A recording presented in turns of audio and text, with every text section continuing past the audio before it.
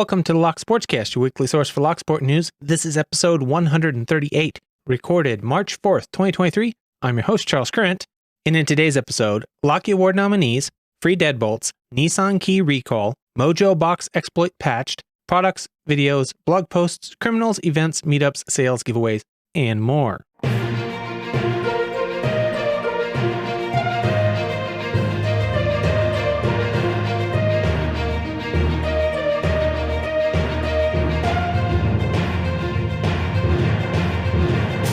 You can subscribe to the audio version of the show on most podcast apps and at locksportscast.com. You can subscribe to the video version on YouTube, Odyssey, Rumble, or Apple Podcasts.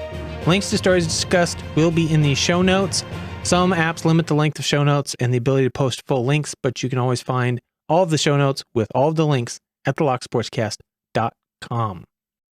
Well, first up, we have an update on the Locky Awards. After leaving nominations open for 2 months, we finally have a list of nominees.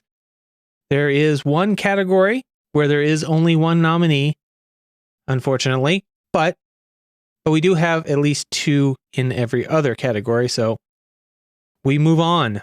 For the year of 2022, so just a reminder, we are voting on things that took place in 2022. So these are videos that took place in 2022, and for like the Community Spirit Award and stuff like that, it is for behaviors in 2022.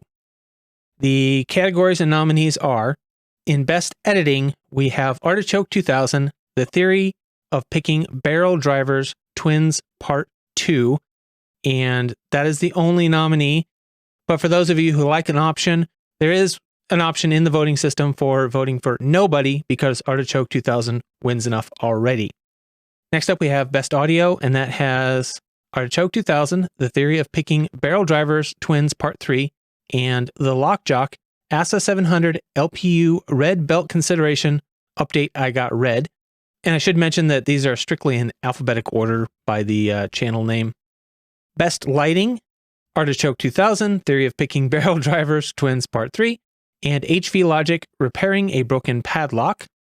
Best Visual Aids and Effects, Artichoke 2000, Theory of Picking Barrel Drivers Twins Part 3, Pugs Picks Locks, Episode 7, Abus Titanium and Brinks Padlocks, How Spool Pins Work, How to Detect and How to Defeat Them. Knox Locks for Chrome Your Bones, a deep dive into bare bones. Under Most Informative Video, we have again, Artichoke 2000, Theory of Picking Barrel Drivers. Down Under Monkey, Bare Bones Lockpicking Product Review. Land Spikey, How to Make Hard Challenge Locks, In-Depth Walkthrough Part 1, The Key. Rook Knight, How to Make a Tiny Covert Pick Set for under $15 and in 10 minutes of work. For Most Creative Video, we have HV Logic, Kaba Micro. Lockpicking Dev, American Lock Barrel Padlock Picked at Thor's Well, Oregon Coast. And SE Lock and Key, I built the world's first access-controlled lock-throwing catapult. In Funniest Video, we have Lady Locks, Picking Time Episode 18 with Lady Locks and Lockheed. And SE Lock and Key, Locksmith Paradise official music video. Under Most Impressive Pick, we have Sunday Chillin', Multi-Lock MTL5 Plus, Pick and Gut in Hand in the Bath. HV Logic, 2-row dimple picked with the bones. Red Wanderer, Western Electric 29A picked. And Yabenda Locksport, Aboy Sentry picked and gutted. Best Out of the Package pick, we have Down Under Monkey, Pick My Corbin, Brummy's Evil Corbin. My Lock for Out of Package Challenge Lock Pick and Gut. Panda Frog for Lockpicking Underwater, Out of the Pack pick of a Casino Aluminum Padlock 30mm black. And Picksmith, Picking Joint Custody, the Community Challenge Lock from Joe Picks.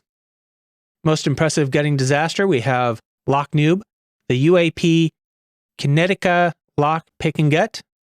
And Panda Frog, I effed up with a quick Packlock 90A Pro pick and huge gutting disaster.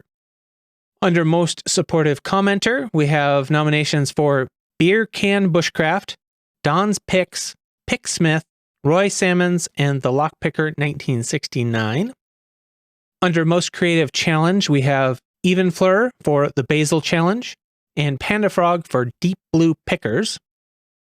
For Most Creative Giveaway, we have Knox Locks Lock 3 for me and Panda Frog Lockpicking Oops, I Did It Again # Mini Panda Frog 2 giveaway.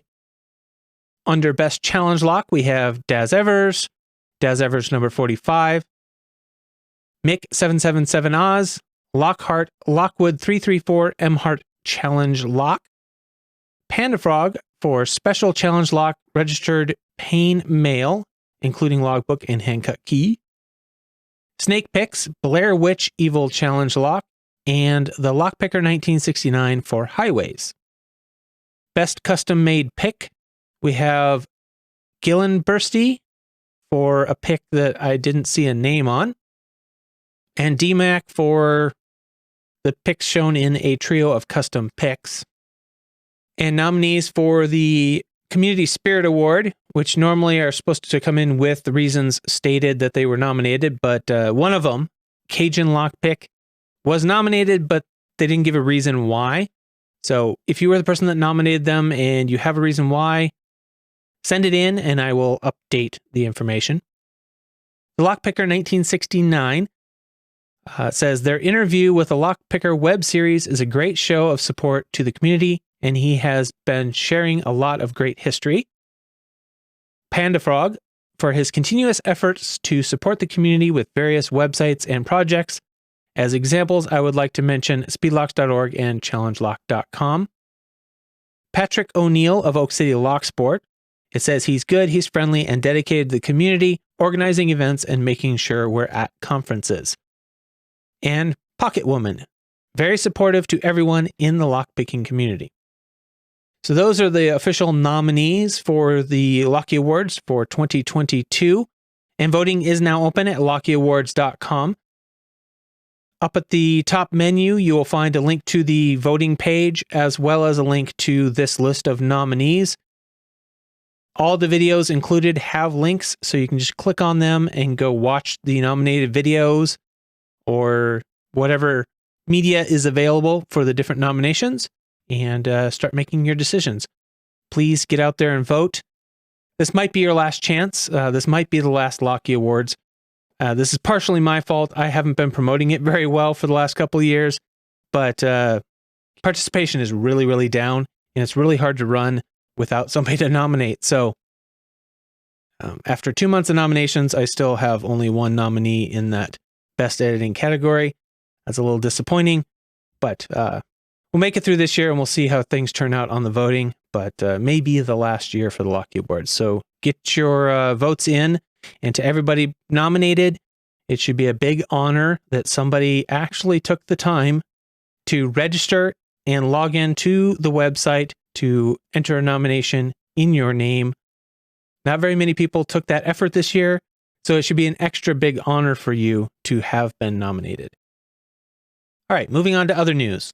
A locksmith in Pasco, Florida is offering free deadbolt installation to families in response to a recent case of a missing toddler. After the 2-year-old wandered away from home, Amerikey Locksmith LLC was inspired to help families secure their homes. The locksmith is encouraging all families to take advantage of this free offer to keep their homes and children safe. Several news outlets have covered this story, including ABC News, Bay News, and Spot on Florida. I will link one of the articles in the show notes, but good on that locksmith. I know toddlers can be pretty good at slipping away the second you turn your back. If you're a parent, you probably know that too. One quick story. Our youngest son, who's an adult now, when he was young, my wife was at home watching him. She started not feeling well, and he was taking a nap, so she took a nap. He woke up ahead of her and decided to let himself out the front door and play in the front lawn. She came to, saw the front door open, freaked out, went out. He was just sitting in the front lawn, but could have ended really badly. We installed a chain lock on the door to foil him from doing that again, because the deadbolt and the regular door lock weren't keeping him in. And then one day, a little while later, after installing that chain lock, while cooking dinner, peek a view, look down the hallway towards the living room at the front door, and there he is. He has climbed up the back of a Lazy Boy style recliner. He's got one hand on the wall to kind of balance himself while he's leaning way over, trying to unhook the chain so he can get out the front door. It's easy to happen. If you turn your back on them for a minute, they can just go if they are so inclined. So something to keep in mind when you're trying to childproof your house if you are a new parent. Remember to childproof your exterior doors. And Nissan is recalling more than 800,000 small SUVs in the US and Canada because a key problem can cause the ignition to shut off while the car is being driven. The recall covers certain Nissan Rogues from the 2014 through 2020 model years, as well as Rogue Sports from 2017 to 2022. Nissan says that the SUVs have a jackknife-style folding key, and it may not stay fully open. If driven with the key partially folded, the driver could touch the fob, inadvertently turning the engine off. This can cause loss of engine power and power brakes, and the airbags might not inflate in the event of a crash. The company says it is not aware of any crashes or injuries caused by the problem at this time, and it has not yet come up with a fix, but owners will be notified in March with an interim letter telling them not to attach anything else to the keyring. Then they'll get another letter telling them to take their SUVs in for repairs. They also say that any owners with keys that won't stay in the open position should contact their dealers. Thought that was an interesting problem. So a lot of cars nowadays that are key fob, push button start, will have an auxiliary key that flips out or slides out. I did not actually know that Nissan was using one that folded out that was meant to actually be used as a key all the time. That's pretty interesting and led to a rather interesting problem. Moving on to the community side of things, a big congrats to Andy Perrin of the A Day in the Life of a Locksmith YouTube channel for hitting 2,000 subscribers. It's a good milestone, and congratulations to you. And it has been recently brought to my attention that the topic of hot wiring vehicles has recently caused controversy in the locksport community. I haven't seen any of this controversy myself. This was sent in a note. They say that some argue that it is an important knowledge to have in case of emergencies, while others believe that it should only be known by professionals such as mechanics and locksmiths. Personally, I'm not really sure why there is a controversy dealing with the subject matter that we generally do.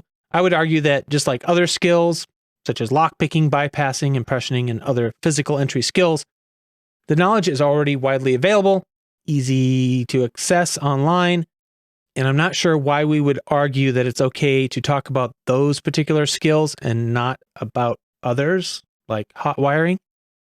It kind of sounds like the same argument that the locksmith and security industry have used for years.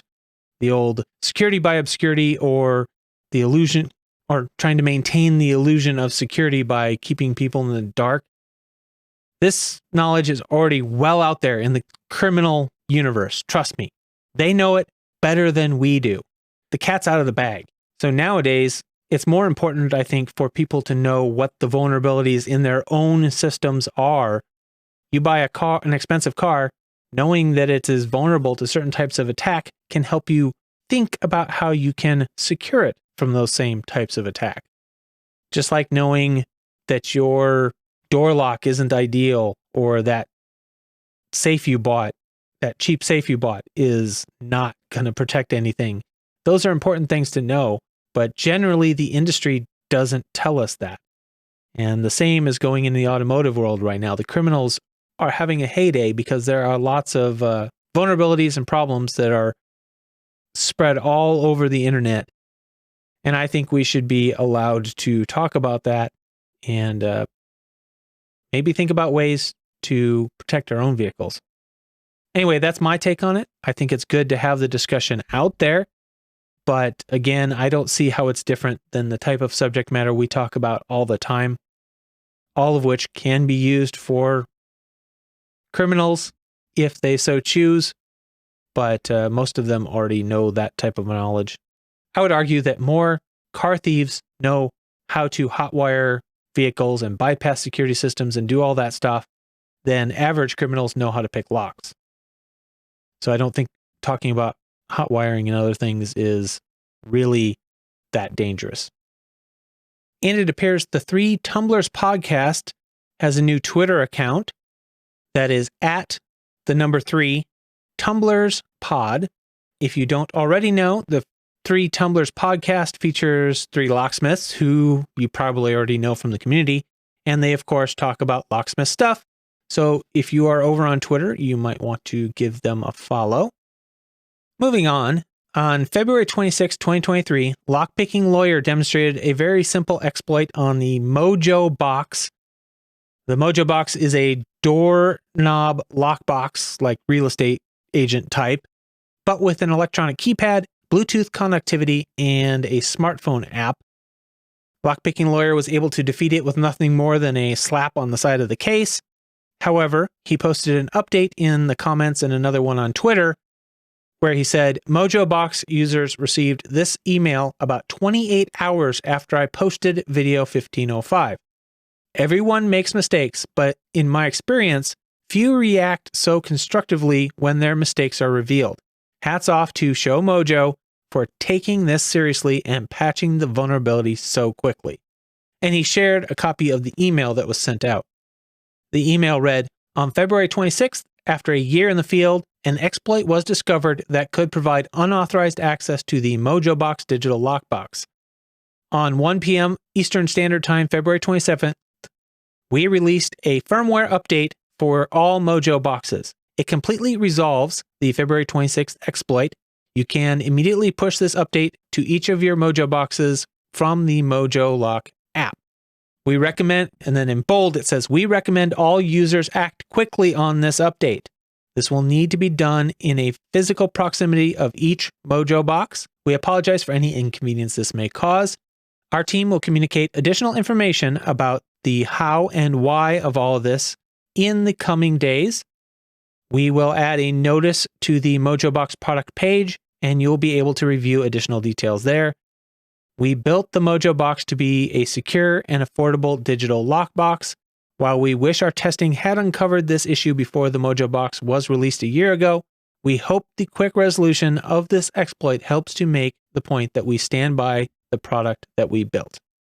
So it's good to see that at least some companies are paying attention and taking immediate action when vulnerabilities are found. It's good to see that this particular company left the ability to do firmware updates in the field. That's very, very important for anything that is digital in nature, especially if it is Wi-Fi or Bluetooth connected, this particular one being Bluetooth connected, I believe, which is why you have to be in proximity to update it. So I think that's a good, responsible action to take. They didn't delay. They didn't deny it. They didn't try and hide it. They took ownership of it and immediately pushed out a fix for it. So good on them. And if you want, you can check out the exploit and how easy it was on Lockpicking Lawyer's YouTube channel, if you haven't already. And just in case, link will be in the show notes, of course. Also in the show notes, we'll have a link to Lockpicking Lawyer's video, Revised Master M176 New Open Method. He has put out a video demonstrating a new way to bypass a Master 176 padlock. Evidently, Master has tightened up the tolerances on the sides of the combination wheels. So the old bypass that we always used still works technically, but it's very difficult to do. But he shows that with a different tool, the same basic technique is still possible and quick. So worth checking out. And last week, we reported on a new product at Red Team Tools, the Forensic Collection Set. And shortly after that, Deviant put out a video explaining the reason for creating the set and demonstrating its use. So if you've ever been curious about lock forensics, give it a good look. He does go through the process of disassembling a lock and bagging pieces and explains quite a bit. Not enough for you to become an expert, but he does explain the process enough for you to kind of understand what's going on. And another good video to check out is Puka, the 90 to 90 Quest a new challenge lock from Freediver72 and Picksmith. So Freediver created a really unique challenge lock, and Picksmith helped turn it into a community challenge lock. And this lock is a 3 Bible challenge lock. So he created an additional 2 Bibles inside of the original cylinder so that the key can effectively be removed at 3 different angles, straight up and down, or 45 in each direction, I believe. And in order to complete the challenge, you will have to pick the lock multiple times. The challenge comes with a logbook, so if you want to have your name in the logbook, you have to actually complete the full challenge. So check out the video if you're interested in learning more, either about how he made the lock or what the challenge is. And then iFisk sent in this interesting link. It's to a Snopes article. Did this old fire alarm box lock pranksters in place? And the photo is really interesting. It's an old photo of a fire alarm box, activation box, in very old style, mounted on a pole. And it has a locking device around the bottom that locks itself around the wrist of the person who pulled it. Now, what Snopes is getting at here is that people were like, oh, that's, you lock the person in place when there's a fire. That's not a good idea type thing. But in actuality, 2 things. One, the alarm, as they show in one of the videos they linked to, was mounted on a pole, not attached to the building. And the other key part is it doesn't lock you to the box. It basically locks this big metal piece around your wrist, and then you can't have it removed until the fire department or the police show up and remove it. So to discourage you from doing prank fire alarm pulls, which evidently were a problem back then. This was originally published in 1938. And like I said, there is a video. It's embedded in this article if you want to see this device in action. All I can say is it probably did work to help discourage pranksters, but at the same time, it might have discouraged, if people knew about it, it might have discouraged actual people from doing real fire alarm pulls. It's like, not wanting this huge metal object locked around their wrist, especially if it were out in the sun and it's hot, or if it's freezing cold outside. I'd be hesitant to reach my arm up in there and knowing that thing was going to clamp down on my wrist. Anyway, you can check out the article for that video, for the picture, and also for more background information on the reasons for the device's creation, as well as other types of devices that were created to prevent the prank alarms. Kind of an interesting read, and you might want to check it out. And then next up, we have a blog article by Matthew Thiel, How I Taught Myself to Pick Locks and What I Would Do Differently. Says he started lock picking because he was watching videos on YouTube for entertainment during COVID. A lot of people did. And he taught himself to pick locks from watching several different creators' videos, but points out several things that he would do different. The key points I saw were that he would not get practice locks, that he would start with a 4 or 5 pin standard padlock, and he would have started with better quality picks. I think a lot of us do that. We go out, we get the cheapest pick set possible because, you don't know if you're going to enjoy this or not, and you don't know the difference. So you buy a cheap pick set, you get into it, you use it a little bit. This is fun. And then your picks bend, break, or they're too fat to fit in the lock you want, whatever the case may be. And you end up immediately having to buy better lock picks. But everybody does that. Everybody has to learn that lesson. It's hard to convince people otherwise. Spending a whole bunch of money on a good quality pick set when you don't even know if you're going to enjoy it or you're going to be even any good at it. So I guess it is what it is. We all learn our lesson the hard way. Anyway, link in the show notes if you want to check out his experience, and it's a good read, so I recommend you check it out. Moving on to products. Over at Red Team Tools, we got another new one. This one is the smartphone macro lens with stand. And this is basically just a clip-on macro magnifying lens for your smartphone. And it has a lot of different purposes.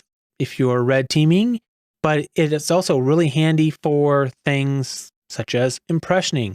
And Deviant put out some videos, so if you want to check those out, he shows using the lens on a smartphone to aid in impressioning.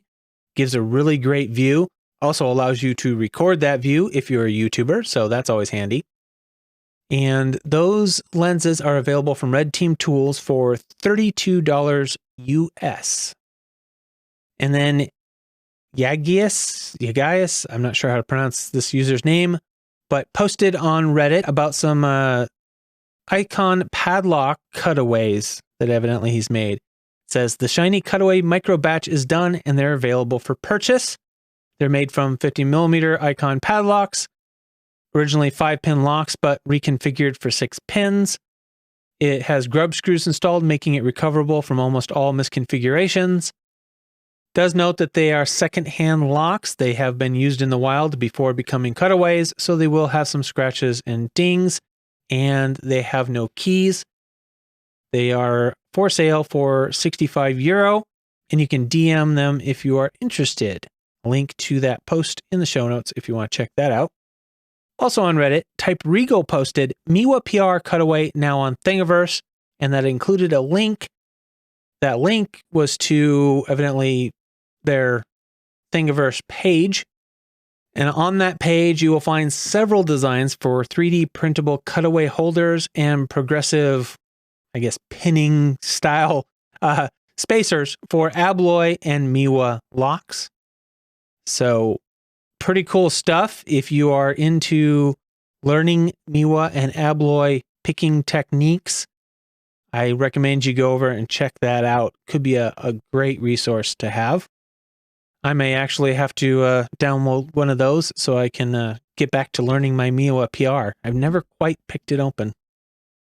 Moving on to events and meetups. We have B-Sides Harrisburg, March 11th in Harrisburg, Pennsylvania. We have the Lockpick Championship by event in Bergheim on March 25th.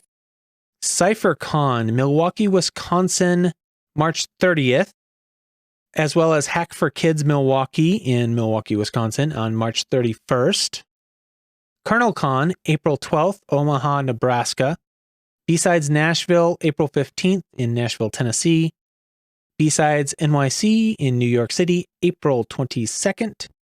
The RSAC Sandbox, April 25th in San Francisco. T223 InfoSec Conference, May 4th in Helsinki.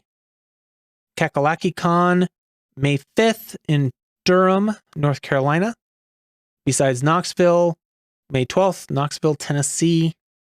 Hack for Kids Chicago, June 3rd in Chicago, Illinois. And Circle City Con, June 23rd, Indianapolis, Indiana.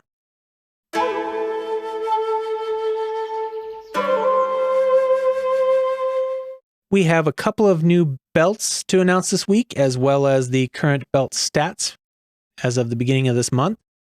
First up, a big congratulations to Lady Lock for earning red belt. Congratulations for that great accomplishment. And congratulations to MC for earning black belt. He picked the EVA 3KS, the ASA Twin 6000 with gins, and he created some American Lock cutaways and manipulated the S&G 6730 safe lock, as well as being the host of the Milestone Lock project. So congratulations to you, MC, for earning your black belt. As far as belt stats, as of the beginning of March, in the Discord, we had 187 white belts, 319 yellow, 636 orange, 398 green, 180 blue, 108 purple, 58 brown, 52 red, and a whopping 104 black belts now. And then moving to the Reddit stats, and there's quite a bit of overlap in these, by the way. For Reddit, we have white belts, 1,119, yellow, 1,707, orange, 2,162, green, 772, blue, 252, purple, 117, brown belts, 65, red belts, 48, and black belts 101 for a total of 6,243 participating in the lock belt system. If you're not already familiar with the Lockpickers United belt system, check out the links in the show notes. There's the official rules as well as several different pages and videos that show you what the system is about, why it's fun, and why it might be a fun thing for you to get involved in. Now's the part of the show where I take a quick break, say thank you to the people that made this episode possible. Start with the financial supporters. We have Medler, Pandafrog, Michael Gilchrist, Starrylock, Williams Brain, Dave to be Deciphered, Lee Bond's Locksport Journey, Pat from Uncensored Tactical, 3 Raccoons and a Coat, Jarrell, aka Anthony, DoctorHogmaster, Clayton Howard, aka Kewltune, Mog, Jon Lock, Ratyoke, MrPickur, CrankyLockPicker, Barebones Lockpicking, Deadbolt Cafe, NWA Lockpicker, Snake, Paracentric, and John R. Chief content producer for this episode is, no surprise, Jarrell, aka Anthony. Other content producers, Barebones Lockpicking, iFisk, Joshua Gonzalez, Lady Locks, Norland, Oak City Locksport, Open Lock, Pandafrog, Peace Weapon, The Lockpicker 1969, The Sadistic Picker, Tiger Trav, and Tony Vrelli. Thank you to all of you for your support. And remember that this show is only possible because of that support. If you want to keep the show going, if you enjoy the show, you can help keep it going by sending in your information, your news, links, events, giveaways, anything you have that's happening in the Locksport community that you think others should know about or might just want to know about or might find amusing. Send it in to me either at podcast@thelocksportscast.com or by tagging me in any of the social media outlets that I have listed in the show notes. Other ways you can help, you can share the podcast with your lockpicking friends. You can leave a review, comment, thumbs up, whatever the platform you choose allows. That helps people find the podcast. The more people that watch, the more people that can send in information. Obviously, subscribe on the platform of your choice so you don't miss any episodes. And if you want to help financially, you can either donate on PayPal, Patreon, or Subscribestar. If you support the show with either a donation or information I use in an episode, I will give you credit in the show and in the show notes. Moving on to lockpicking criminals. Out of Casper, Wyoming, police say bar none man shoplifted $4,000 in game controllers, vacuums, and other merchandise. According to the police in Casper, a man allegedly shoplifted approximately $4,000 worth of video game controllers and vacuum cleaners from retail stores over the course of a year. He was arrested and charged with 2 counts of grand theft as well as attempting to pick the lock of a storage unit. Police found lock picks and burglary tools at his home. The incidents occurred multiple times throughout the year, and the suspect was often seen on camera with another male who is yet unidentified. It says the suspect used a magnetic key to defeat the locking peg of the merchandise protecting glass. The items stolen were mostly Xbox and PlayStation controllers, a Shark vacuum, and Skull Candy headphones. The suspect pawned several controllers at a nearby GameStop, and during the arrest, police also found misdemeanor amounts of fentanyl and methamphetamine at the suspect's residence. The suspect's girlfriend reportedly told police that he received the lockpick set as a gift and continually practiced picking locks at home. So there it is, a confirmed lockpicking criminal. They are pretty rare when you get one actually confirmed, caught on camera or caught in the act, but there you go. We have one that evidently was caught picking a lock on a storage unit or attempting to pick a lock on a storage unit and was caught with lockpicks.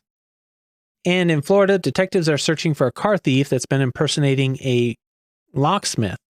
Evidently, a car thief in Broward County, Florida, has been impersonating a locksmith to purchase key fobs and steal cars. They suspect he's been targeting high-end vehicles and has been successful in stealing multiple cars. They are currently investigating the case and have warned residents to be cautious of anyone claiming to be a locksmith who does not have proper identification or a marked vehicle. Interesting that this was found because the locksmith received an invoice for items he didn't purchase from one of his suppliers. So the criminal was just basically impersonating him, ordering things, and having them shipped directly to the criminal. So he must have had some way to properly program the fobs, probably one of those stolen key machines or something. So, sophisticated criminals for sophisticated cars. And over in Texas, thieves called a locksmith to make a key for a locked F-350 and stole the truck. According to the article, recently a Ford F-350 truck was stolen from a garage located at Hobby Airport in Houston, Texas. When the theft occurred, the truck was locked and parked inside the parking garage. Perpetrators who intended to steal the truck called a locksmith to make a new key for the vehicle. They succeeded in getting a new key and drove away with the truck. This despite telling security and presumably the locksmith that they had no IDs, no key, and no parking ticket for the vehicle in the garage. The entire incident was captured on camera, and police are currently investigating the matter. So just a reminder to all locksmiths, a sly criminal will tell you all kinds of stories to play on your heartstrings, but if they don't have the proper paperwork of any kind to prove the vehicle is theirs, that's trouble. You could be sued over that one. Moving on to sales, we have a coupon code over at Artisan Ideas. They are the people that put out the Antique Locks and Keys, Their History, Uses, and Mechanisms book. And you can save 15%, we think, if you use the code Jason. I'm not sure on the percentage of that. The person who sent it in wasn't sure on the exact percentage of the code, but the code is Jason, and you can save some money over there. Over at MultiPick, you have multiple options. They are having their spring sale, and they have up to 30% off on items. No code needed. That ends March 19th. You also have 3 choices for a 10% off code. All of them are listed in the link in the show notes. I won't read them all off here, but multiple options to save at multipick.com. And Lockpickers Mall still has 15% off with the code 15PCOFF. And just a reminder, that is Lockpickers Mall, not Lockpick Mall. Over at Event or CFix, they have a special page, no code needed. Just use the link provided in the show notes. Barebones Lockpicking, you can save 10% with the code DO-NOT-DUPLICATE-10 until March 31st. 3dlocksport.com, 10% off if you use the code LSCast10 at checkout. Over at Southord, you have multiple options. By the time this episode comes out, you should still have a little bit of time, probably a day or less, to order their tubular picks on the 30% blowout sale. That code is blowout30. You also have their regular sale items page. No code required on that. And their cosmetically blemished page is also active. If you're shopping at Law Lock Tools, you can save 10% if you use the link provided by Review Guru on that Twitter page, so be sure to check that out. And Mako Locks, 15% off if you use the code BUYMAKO at checkout. And uklockpickers.co.uk, 10% off if you use the code GIFT at checkout. For giveaways, we have the same ones as last week. The Lockpicker 1969 has the Locksport bundle giveaway running until March 11th. And be sure to keep an eye on the Picking Time live streams with Lady Locks for any giveaways that might happen there. And of course, be sure to enter the weekly Lock Boss giveaway run by CLK Supplies. Each entry gets you entered into their weekly giveaway, as well as the cumulative entries for their big giveaway happening in a few months for a really expensive key machine. So something to check out. And thank you everyone for your support, for staying tuned if you're still listening, and I really appreciate everyone. Thank you to the people that left comments on my video about my safe manipulation aid. I appreciate that. And if you haven't checked it out yet, please check it out and give me some feedback. I appreciate everyone who helps send in news and information. Number one, Anthony is always helping, so thank you to him. And remember, keep it legal.